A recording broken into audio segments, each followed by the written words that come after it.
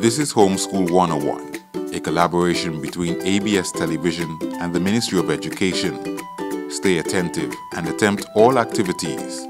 And now, today's lesson. Hello students, welcome to another session of Homeschool 101.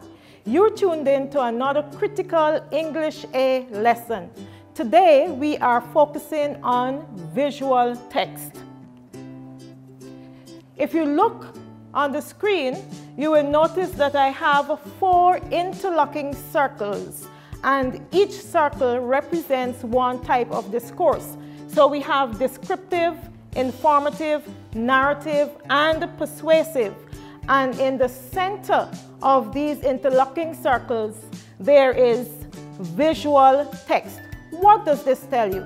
It simply means that visual text shares certain commonalities with the other types of discourse. So, visual text may be descriptive, they may be persuasive, narrative, as well as informative.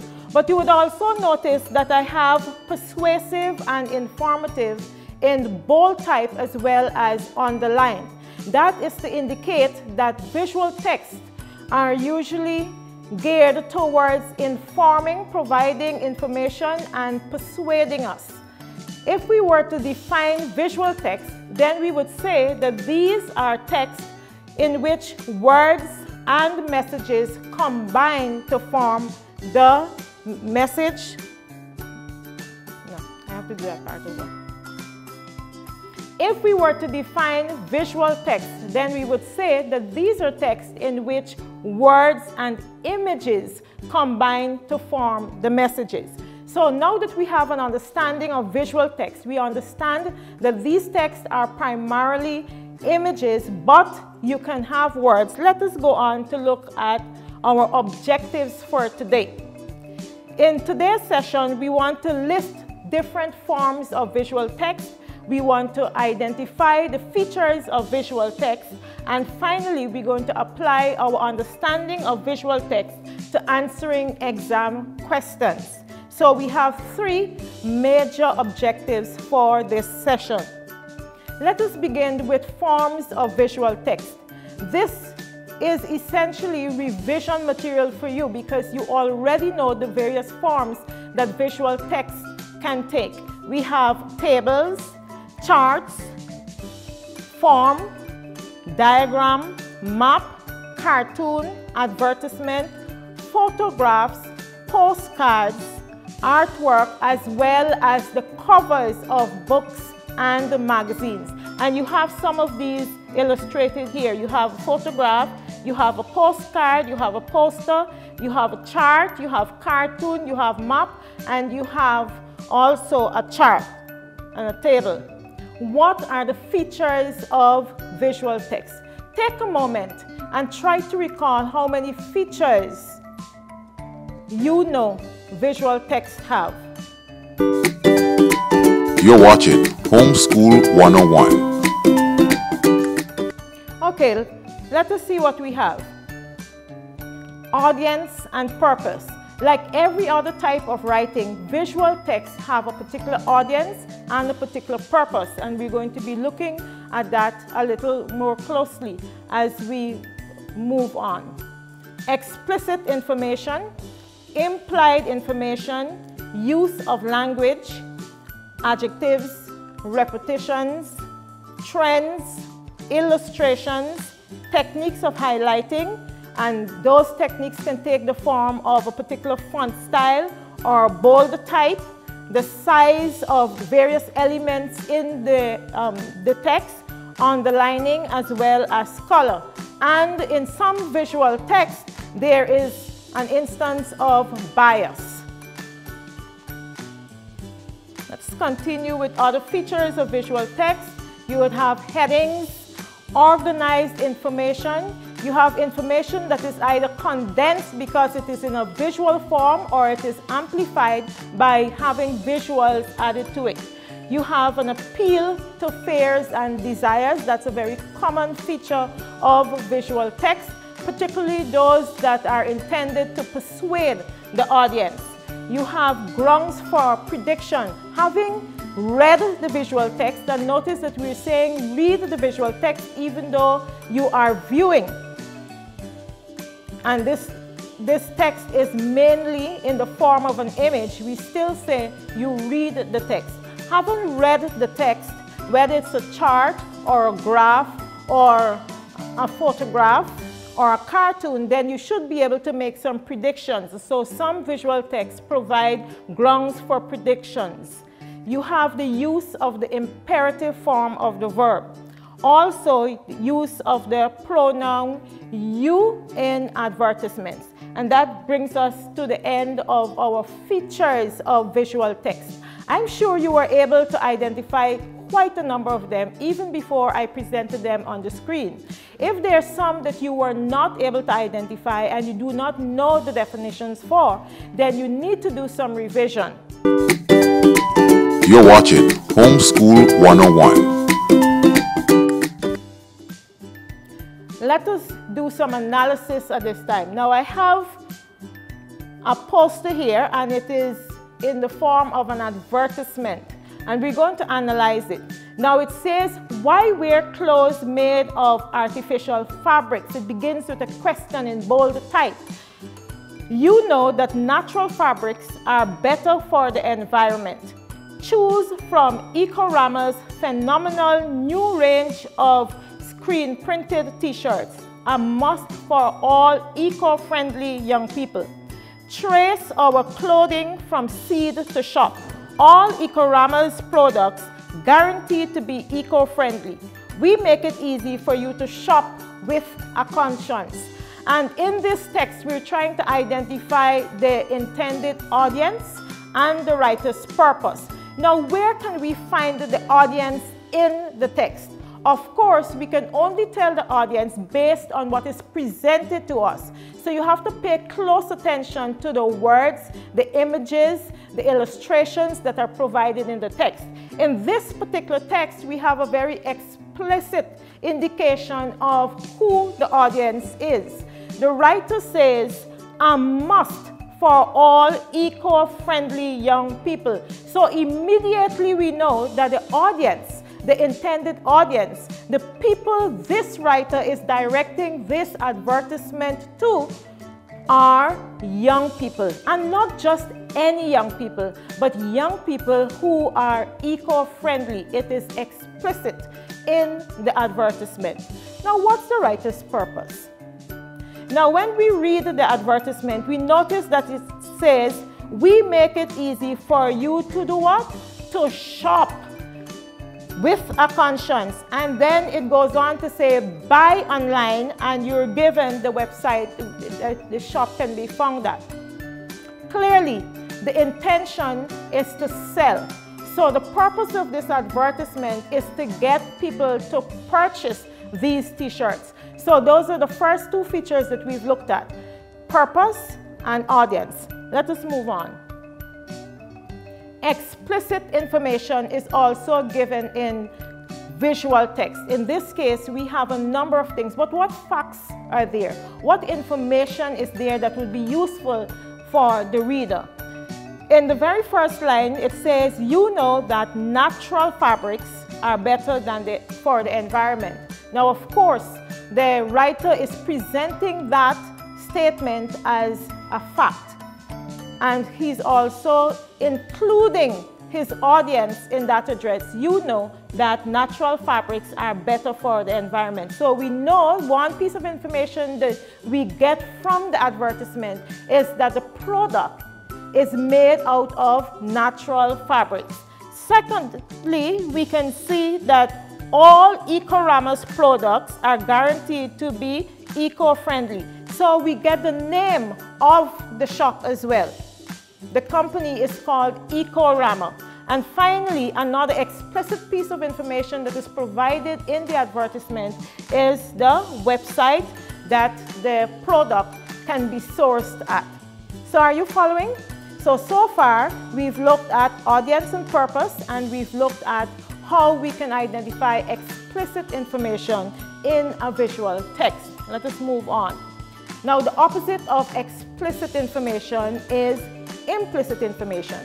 whereas explicit information is right there. It is clearly stated. You are not left in any doubt of the writer's meanings. For implicit information, you have to deduce or infer something based on what the writer says.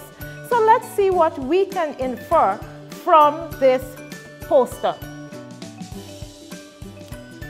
The writer says, you know that natural fabrics are better for the environment. Okay, so one thing that we can infer from that is that the creators of this product are conscious of the environment. They care about the environment, and they're assuming that their buyers also care about the environment. So we can infer that just from the use of that sentence. You know that natural products are better for the environment. Secondly, it says a must for all eco-friendly young people. What do you infer from that? If it is a must for all eco-friendly young people, then we can infer that if you are an eco-friendly person, if you care about the environment, then you should be wearing this t-shirt. That is what the writer is expecting us to infer from that statement. And finally, we make it easy for you to shop with a conscience. Now, what does that say? That is also an appeal to a certain desire, which is our emotion for people to be considered to be conscientious. In this case, if you're shopping with a conscience, then you should be buying this product.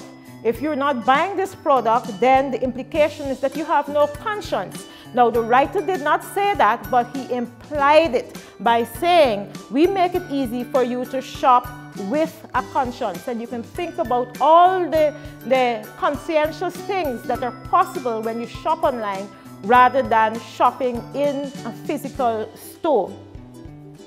So, we've covered audience and purpose. We've covered explicit information.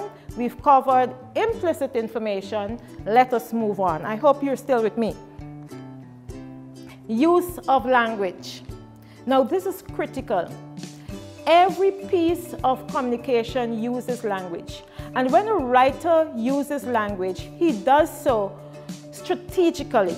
He does so for a particular purpose. And of course, that's he or she. When I say he, if I fail to say she, then my he is generic, please. Okay, so use of language. We have adjectives with positive connotations. Can you identify them? Those adjectives that are used in this poster that have positive connotations. You would recall that a connotation is the feeling that a person gets when that person hears a particular word or expression. It's opposed to denotation, which is the dictionary meaning of the word. So what are the adjectives that have positive connotations in this poster? The first adjective we come to is natural. I didn't circle that, but you should have observed that natural is there and that has a positive connotation. You have better, you have phenomenal, you have eco-friendly twice. Okay, so you have adjectives with positive connotations. You also have eco-friendly. Why do we repeat a statement or a word? We do so because we want to emphasize it. And in this case, this writer wants to emphasize that this is an eco-friendly product. And so we have eco-friendly in a must for all eco-friendly young people, and then we have eco-friendly repeated again in the second half of the advertisement. Finally, you have the use of the pronoun you. You know that natural fabrics are better for the environment. That is use of language. The writer is directly addressing the audience, making it personal, making the audience feel special, as if he's engaging him or her. So these are just some of the language devices that a writer can use in a visual text. There's also techniques of highlighting.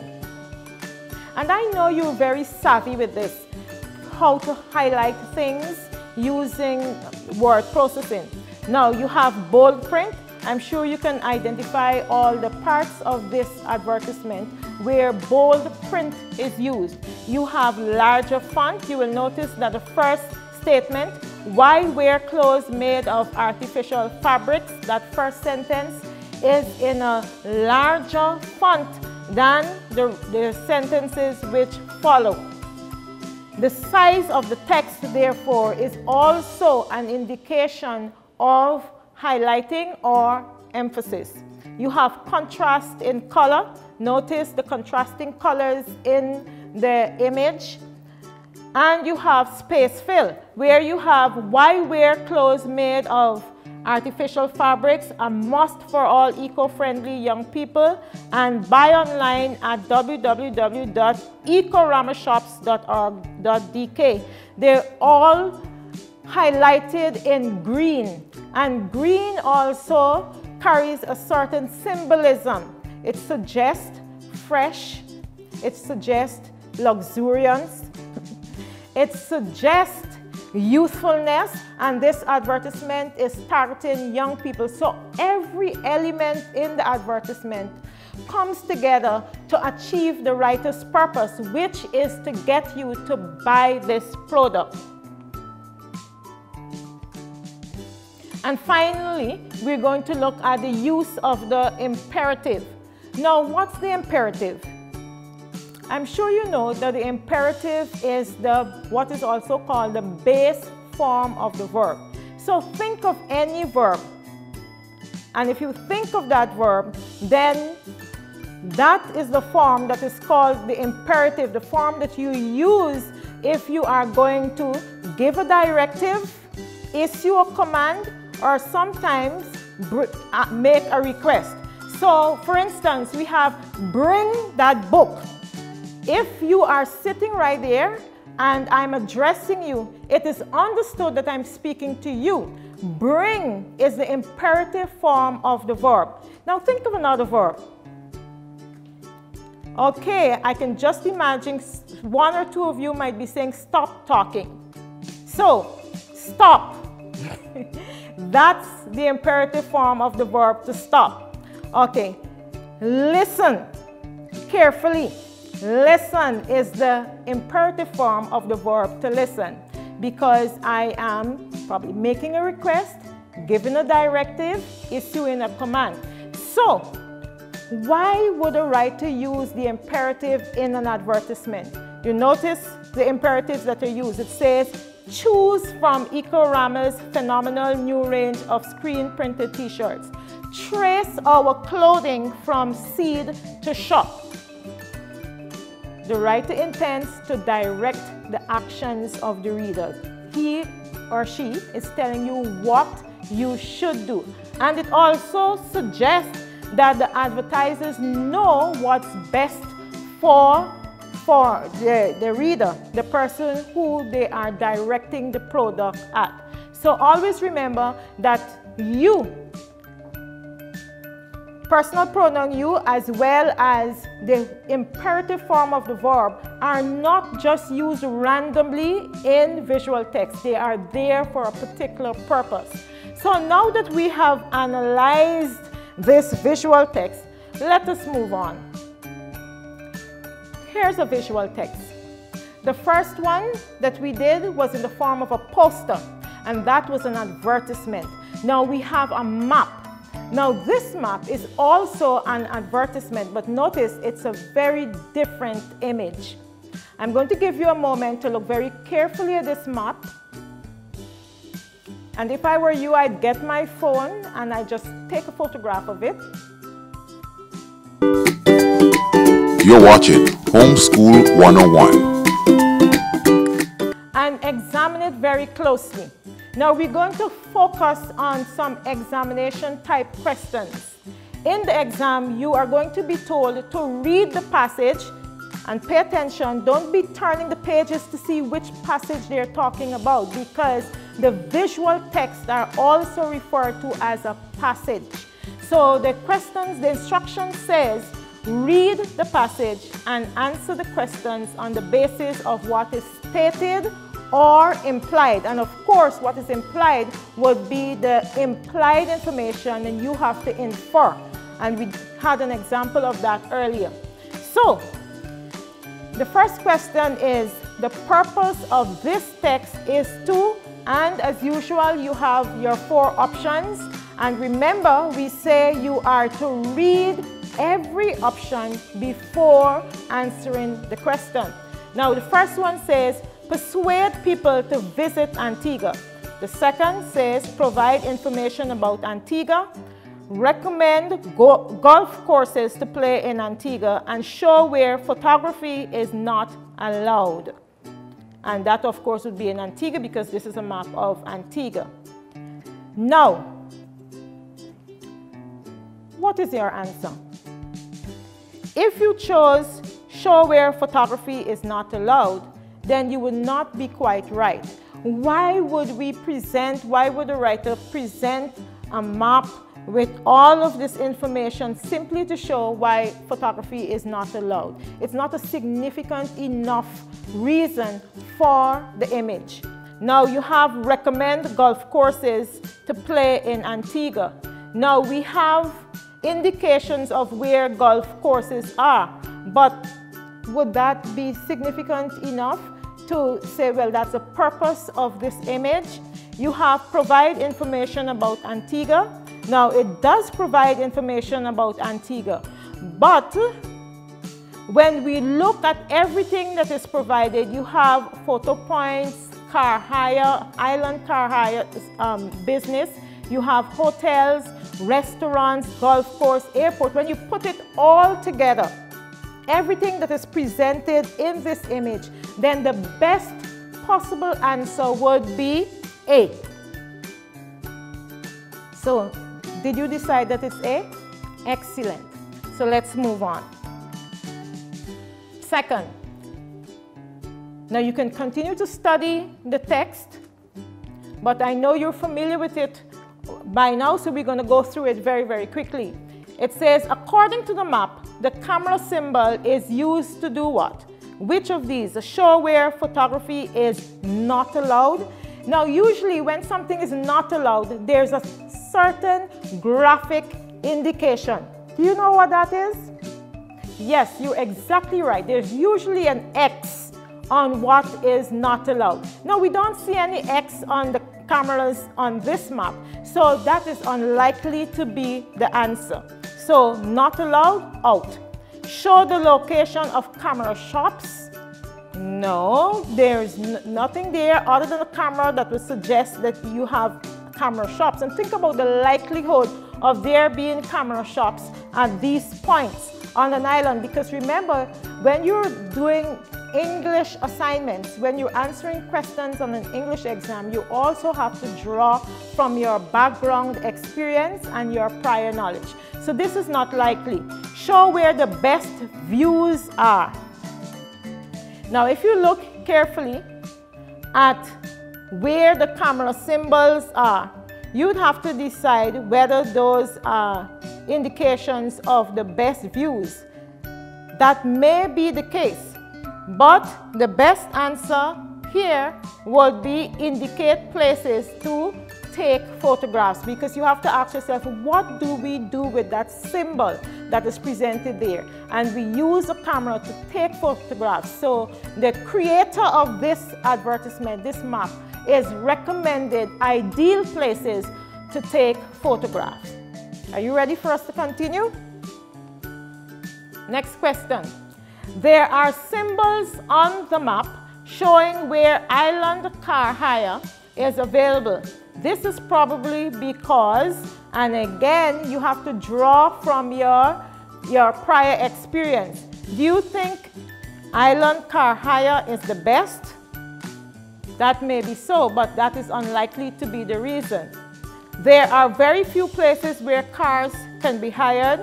People will need island cars to reach the locations marked with a camera. Well, that's maybe so, but would a car be the only mode of transportation that can be used? So when we look at the options that are provided here, D says, island car hire paid the map producers to have their brand displayed. Now this is the most likely reason why island car hire business is on the map. So if you chose D, then you would have been absolutely correct. Let's move on. We're almost done if you're getting impatient. Exam focus again. Read the passage and answer the questions on the basis of what is stated or implied. Elevation means, and of course you know what the word elevation means, and you can transfer from geography or history, maybe one of your science subjects.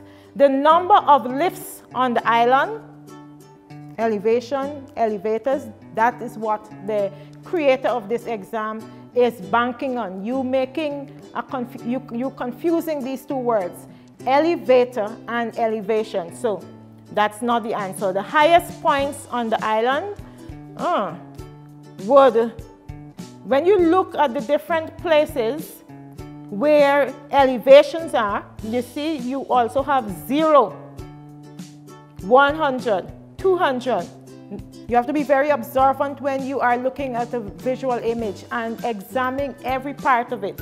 So it cannot be the highest points of the island when you have a point that is just 100 meters above sea level, and then you have somewhere that is indicated as 0, and you even have below 100, 200 meters below sea level, which would be the depth of the sea around the island. C says the height above sea level of different parts of the island, and D says places to eat and drink.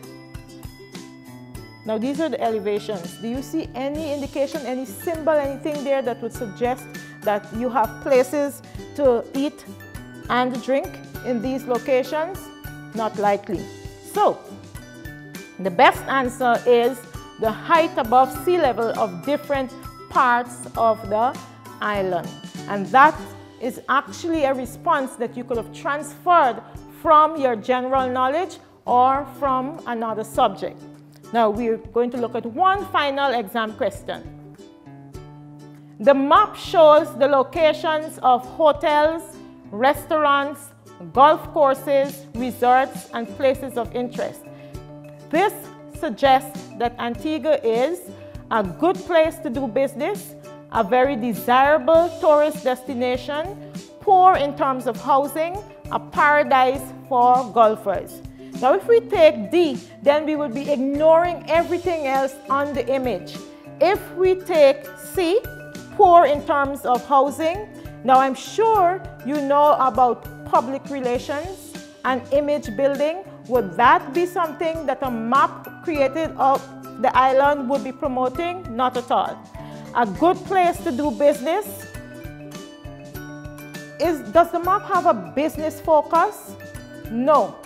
There isn't anything on the map that would suggest that business is being promoted. So our best answer is a very desirable tourist destination. So B would be the answer in this case, a very desirable tourist destination. Now, charts. So we've looked at various types of visual text. Now let's look very quickly at a chart.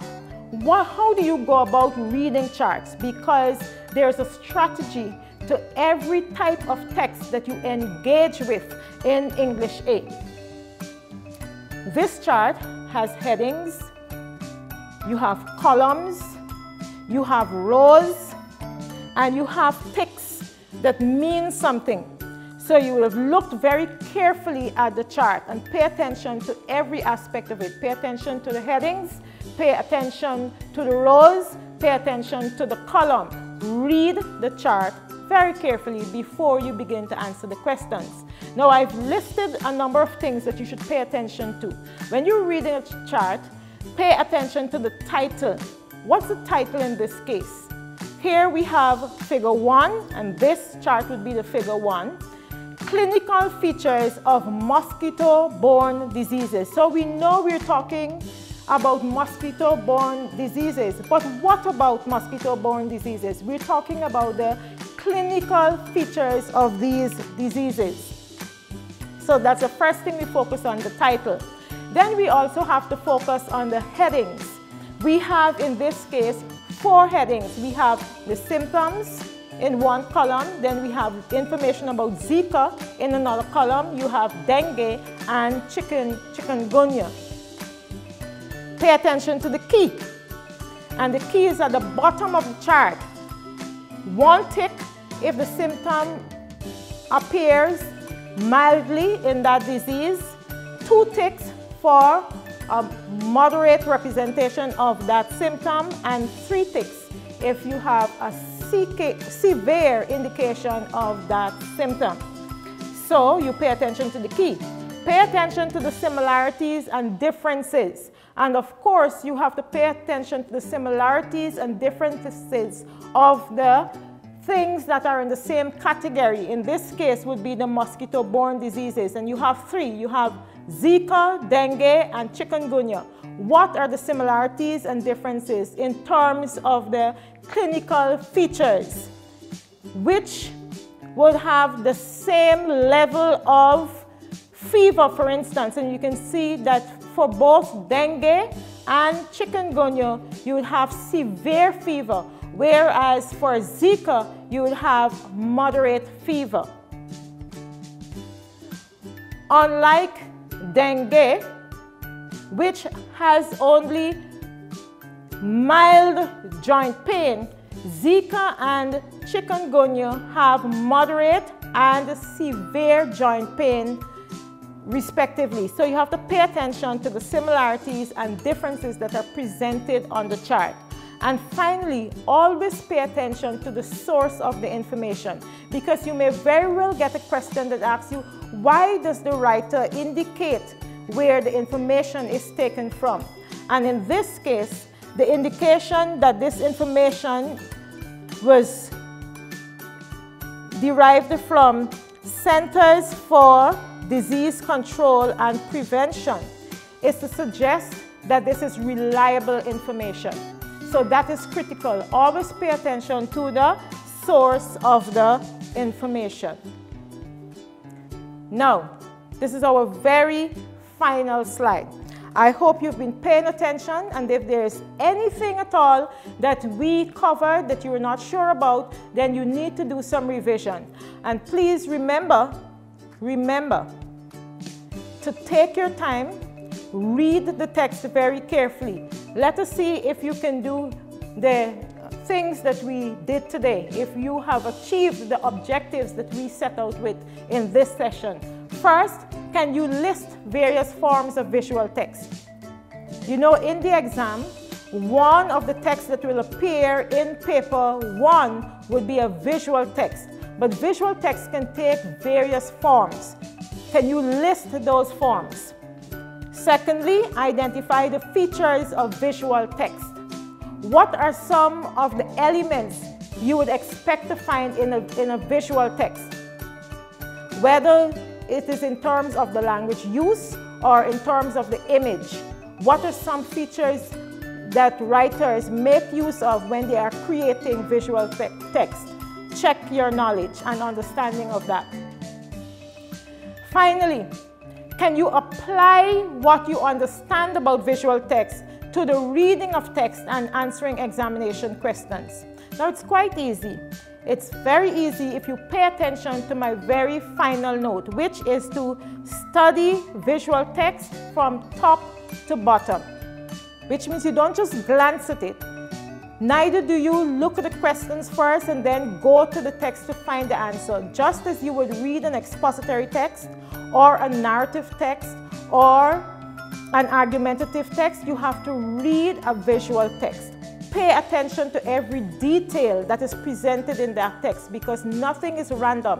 Nothing is there just for no reason at all. It's part of the writer's style and it is intentional. So study visual text from top to bottom before examining exam questions and answer all questions. I know English can be quite tricky, and sometimes the responses, the options are very, very close, and it's very difficult for you to make up your mind which is the answer. But never leave a question undone. Always answer a question. A good guess is better than no response at all. So that brings us to the end of our session on visual text. I hope that you learned at least one thing today and that you were able to revise quite a number of things. And what I would advise you to do is to continue to read visual text as you prepare for your exam. Best of luck to you. Goodbye. This has been ABS Homeschool 101 with another critical English A lesson. Bye. You've been watching Homeschool 101, a partnership between ABS Television and the Ministry of Education. Thank you for viewing this lesson. Join us again next time.